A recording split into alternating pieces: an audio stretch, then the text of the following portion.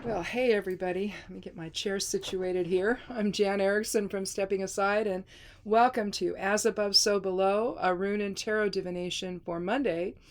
What are we now? The 21st day of November, 2022. Well, tomorrow, since it's going to be the 22nd day, you'll have the 11th month, the 22nd day, and the 22nd year if you pull the 20 out of the 2022. So all master numbers. 11, of course, is illumination and awakening, enlightenment. The 22 is thought to be the cosmic builder. So taking that enlightenment and creating something profound, nothing ego based, all soul level based. And that's a tough one. People tend to align along the lines of service to self and service to others. And so people that would be service to self wouldn't necessarily think in terms of the higher consciousness necessarily. More about what life can do for them instead of what they can do for life. And it's truly a different mindset, and I think that it's driving the experience, the shared experience that we all have now. And so I think considering other ways of thinking, either through tarot, runes, other metaphysical kinds of constructs, the I Ching, to get yourself out of the ego mindset and into thinking about things from a collective consciousness perspective, is a good thing. I know that there's a struggle with that, and it makes it very hard. We're coming up upon Thanksgiving in this country, and on Thursday, and with COVID, it's been hard to get together with people, and without people getting sick. I mean, it's just what happens. You can take all the precautions you want to, but sometimes it happens anyway. Um, so it in one sense, if you haven't been, then you miss the rousing family get-togethers that sometimes happen in people's lives, where you get a lot of argument and all of that.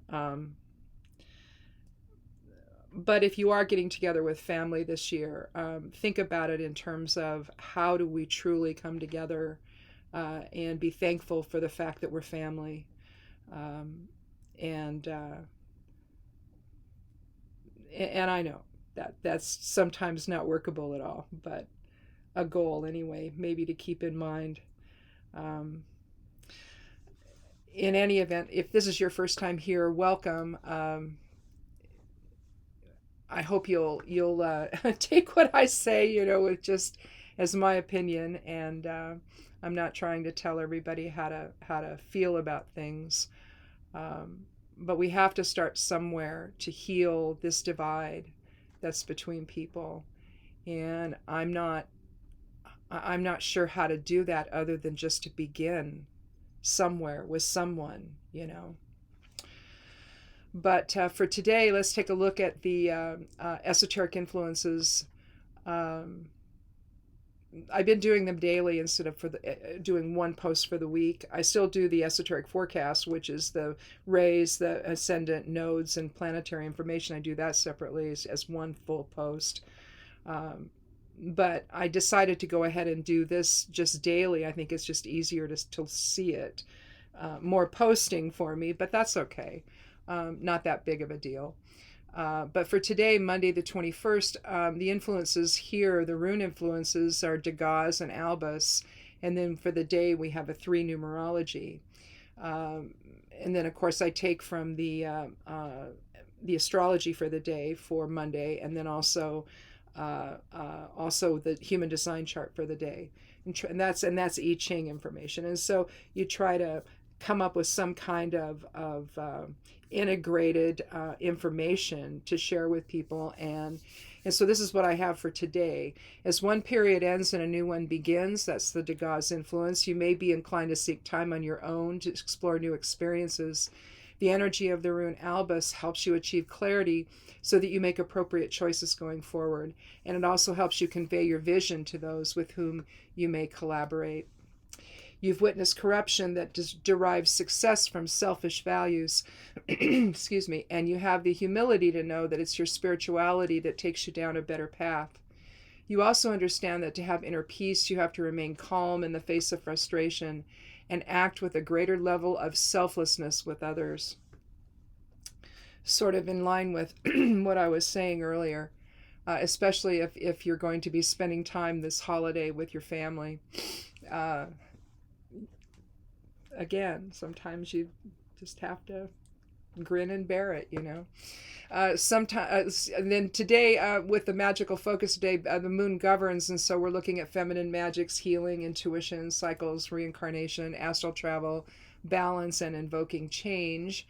The favorability for working magic, for those of you who do, is neutral, and the lunar phase is both waning, which involves magics of decrease, and balsamic, which is your destiny or future, factors into life decisions with leadership, a potential role for you to play. So I think that, and on Thursday, yeah, we're going to have is Thursday the new moon? Let me see here. I'll have to look. Let's see. Let me go to this here real quick, and I'll tell you.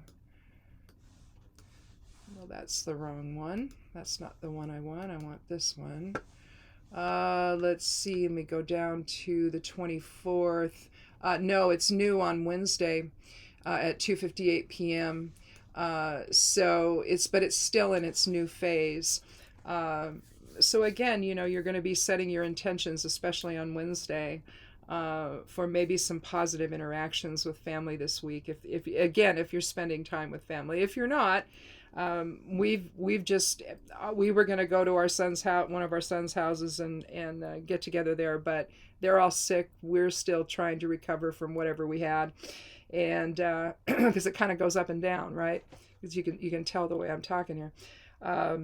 And so we're going to stay home and wait until everybody gets to feeling better, and then we'll have our own separate Thanksgiving at that point. So I bought the turkeys. It's going to stay in my freezer, and you know, all of that. So let's see. Let's go ahead then and take the rune fort. Well, let me get my keyboard out of the way so I can actually have some space here to do what I need to do. Anyway,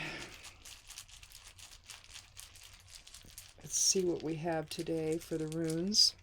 The runes, again, if you haven't been here before, I use the runes as a significator for the reading, sort of the as above, so below aspect of it. The Elder Futhark rune would be the above side, and then the Geomancy rune would be the below side. And here you're looking at Ingus. Realistically, this is Kenaz in all directions coming inward, the light of spirit coming inward. It's the seed. And when you think of the seed, you think of this sudden release of energy into creation, right? When you plant the seed. So what seeds are you going to plant today? And how will they enlighten you and then in turn others? And again, you know, we're in this 11th month, and I just think that it's a time of enlightenment and awakening. And don't even get me started on that woke nonsense. I mean, you know, well, no, I'm not going to do it. I might do a separate little rant about the woke thing. In fact, I think I'm going to. I was thinking about doing that today, a separate little video. I think I may do that. Right now, lately I've been pulling Kappa Draconis a lot. I finally got Kata. The Draconi are the, here's Kata. This would be Kata. That's the tail of the dragon. And this would be Caput. Basically, what you're talking about with Kata Draconis is past experience. It's also karma, so past life experience. But the kinds of things that actually come into play when you're considering new paths, new experiences, new decisions, what have you, and allowing that past to maybe influence the choices you're making now for the future. And so again, if you're looking at the seed of Ingus, what are you really, uh, what legacy are you carrying forward? It's very much related in a way, well, very much so to Othala, the final rune of the Elder Futhark, and I'll show you. This is Othala, which is essentially Ingus and Gebo, the balanced energy exchange, the gift of balanced energy exchange that we have with others. So you see Ingus at the top, and then Gebo down here at the bottom, and it's all Kenaz. This is all Kenaz inward, this is all Kenaz outward, and when I mean Kenaz, this is Kenaz, that's forward. But if you split this, you basically have Kenaz in all directions. So it's the light of spirit emanating inward and outward, governing everything you do. That's essentially the energy behind Othala. But with Ingus, you're talking about the beginning of the tradition, the beginning of the legacy, the seeds you plant for that. And again, we look at our relationships with other people and where are we going with that? How much of karma is going to govern? How much of past experience is going to govern what we do? Is it going to keep us stuck there in terms of mindset, in terms of belief? Whether you're involved, whether you're conscious of the collective nature of life, or whether it's just me, just me. It's the decision of whether to be us or us versus them in a lot of ways. And again, I think during this holiday week, maybe we could be somewhat mindful of that.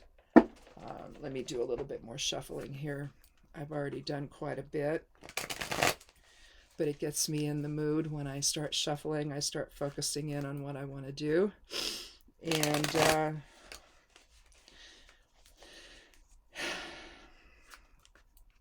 it just would have been nice to be able to go visit the family, go see the grandkids and all of that. But, it with everybody being ill, it's just, we were so sick there for a while after being there once. It's like, oh, well, let's just wait. But all the plans you have, all the things you want to do with the grandkids, and because I don't know if any of you have grandkids, but I think about those kinds of things. So does my husband. He's crazy about. He just loves those kids, and those kids love him. It's amazing.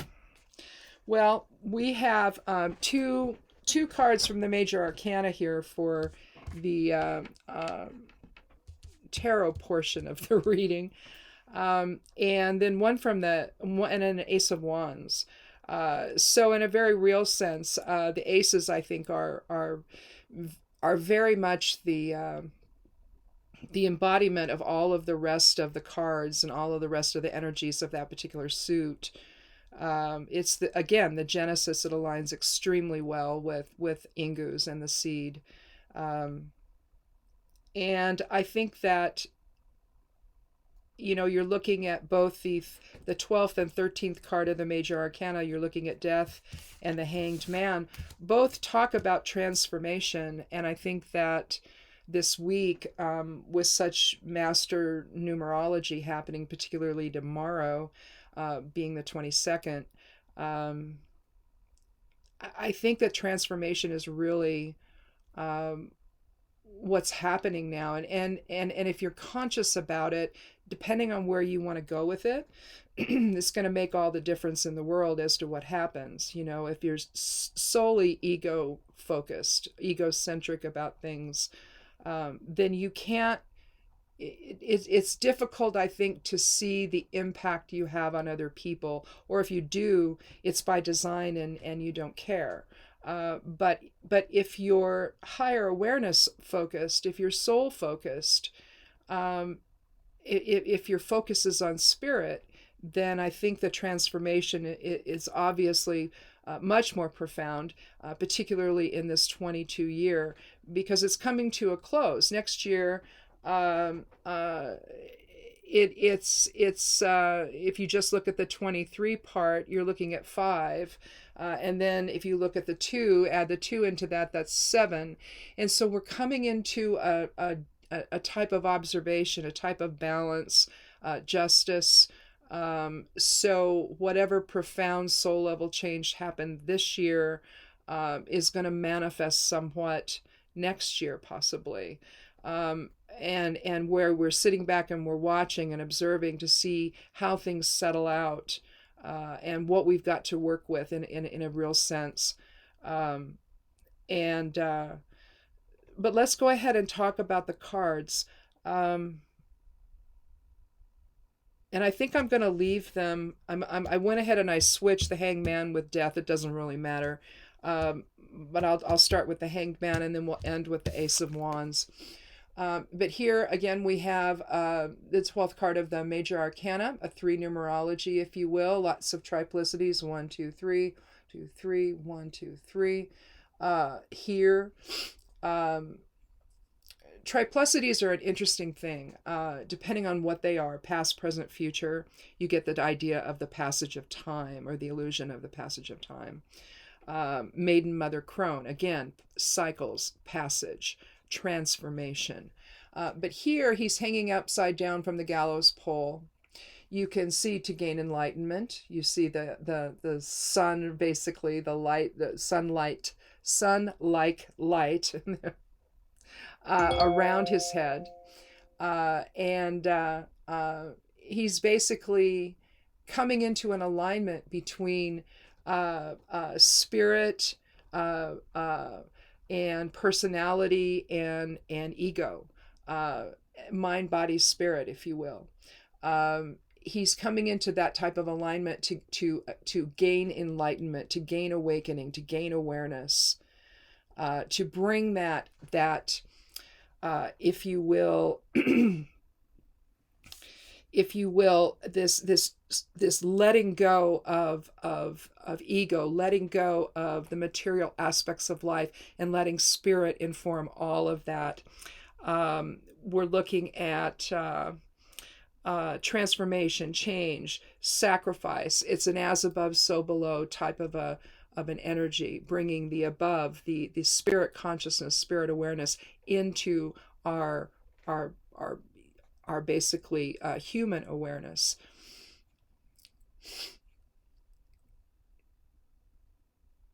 So the sacrifice and the letting go of what we may think we want, with what's best for all, and what in turn is best for us.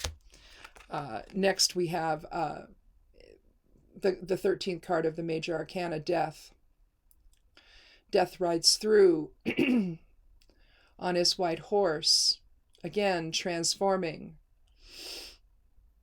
It's change, it's opportunity, it's transition, it's rebirth. Here you see the rebirth of the sun coming up through 2 towers here.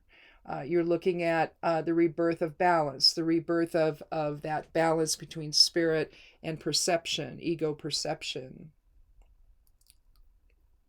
And it's definitely earthly focused, because you see the pentagram or pentacle or pentagram, really, of the petals there, of the flower, focused into form. You see the Hierophant or the priest. You see the queen. She's bereft. The child is right next to her as the king lies dead on the ground. You can see that.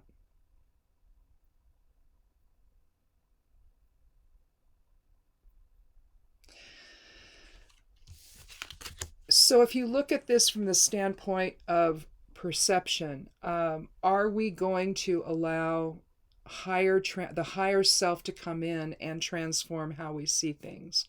Are we going to align in spirit presence, align in source presence, and allow that alignment to to transform and awaken us to fundamental truth of the collective aspect of self. We are no more separate from one another, no matter how much we try to be, because all of that is simply an illusion. Are we, in fact, aware of who we are as part of the collective aspect of the Creator? And that to me is the most fundamental challenge that I think people have in form when the soul comes into the bodies and starts having this human experience. It's to take that information back to the collective consciousness or the collective awareness of the Creator, and to play out those dynamics, to play out that drama, to finally come to the realization that it was all an illusion, that it was just something to do in order to experience things, that in fact that we are one, we're one energy in the Creator. If the Creator is all that is, then how could we be separate? You see what I'm saying? And so it awakens us with this transformation to where we can begin anew.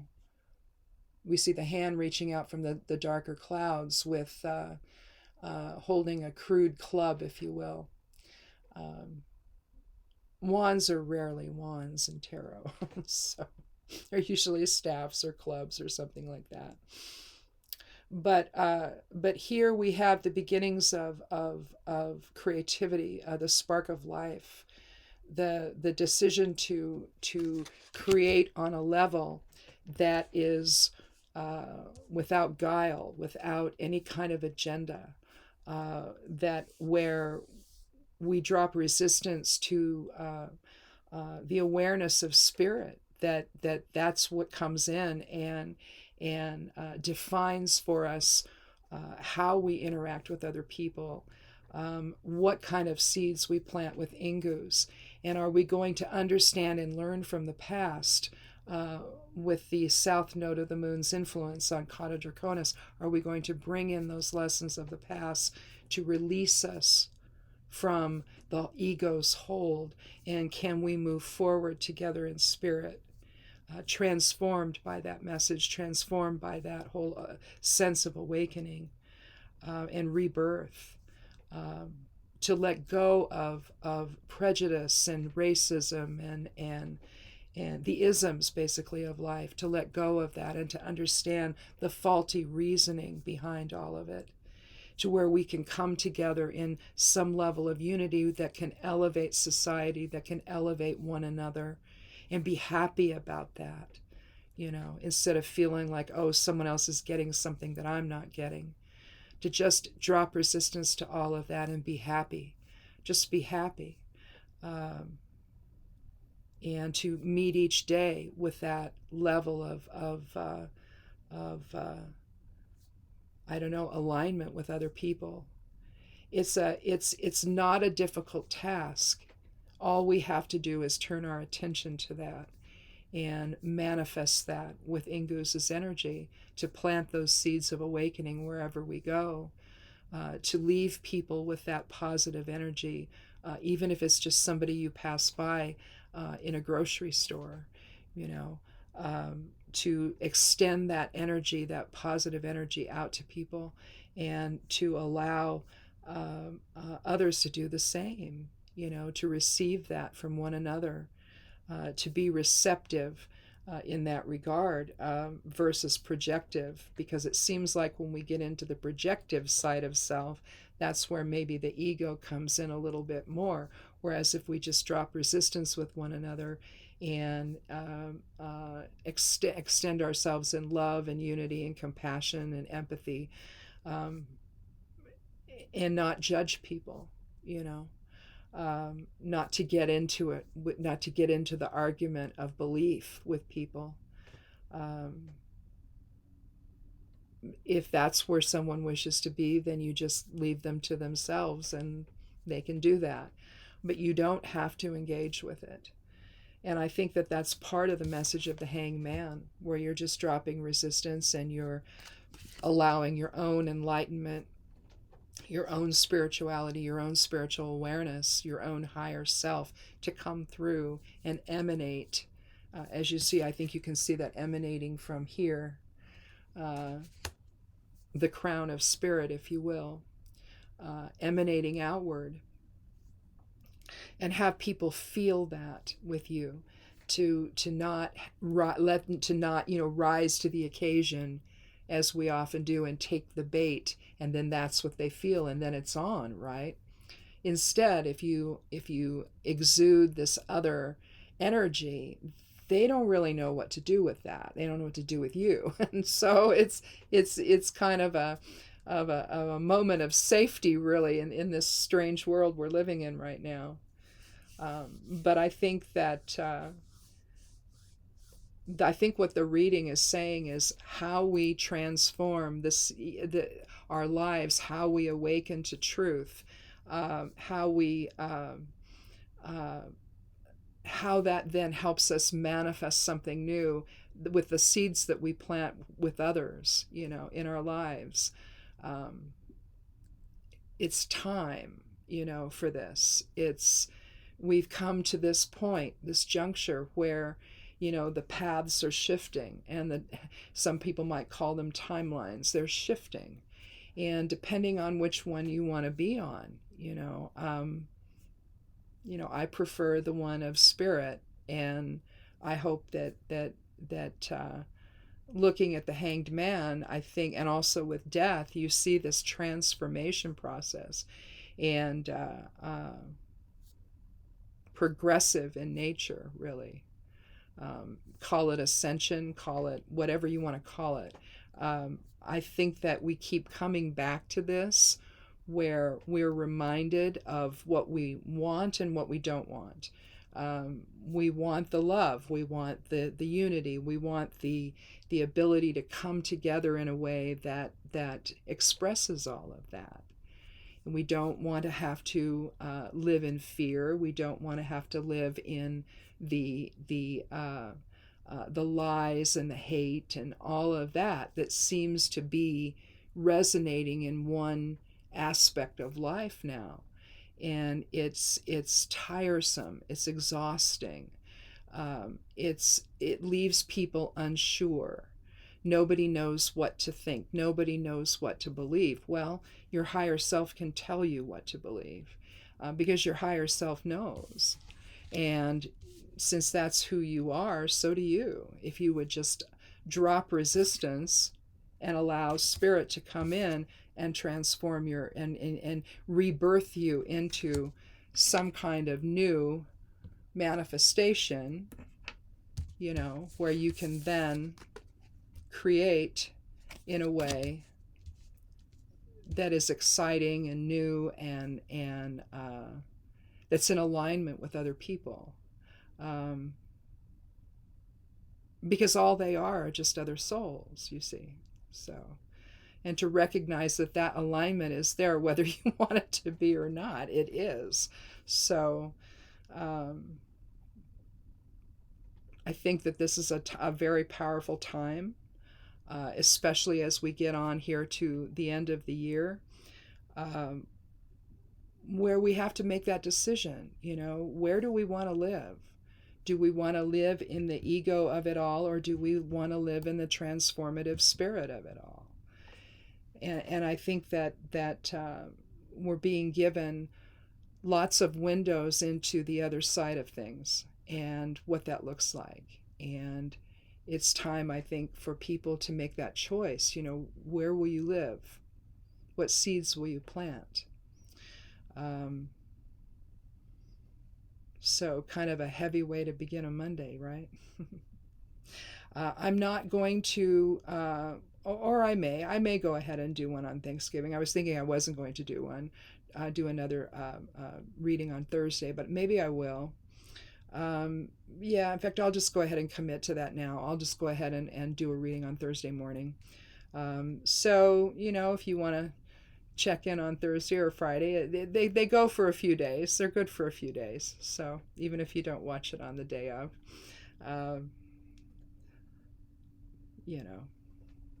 gives you something to think about anyway. Thanks so much. I'm very, very grateful to everybody who has stuck with me on this, who have subscribed to the channel, and we don't run ads, so we're not at that level where they will offer that. So this is not something that's for ad to increase my ad copy or anything on the channel or anything. It's just nice to see that other people are interested in the ideas that tarot and runes and other divination methods can give us, to think about things maybe in a way that you might not otherwise think of them. And so it's lovely that you're all here, and I appreciate you all so much. So have a wonderful week. And again, I'll see you again on Thursday for another edition of As Above, So Below. Be good to yourself, be good to one another, and blessed be.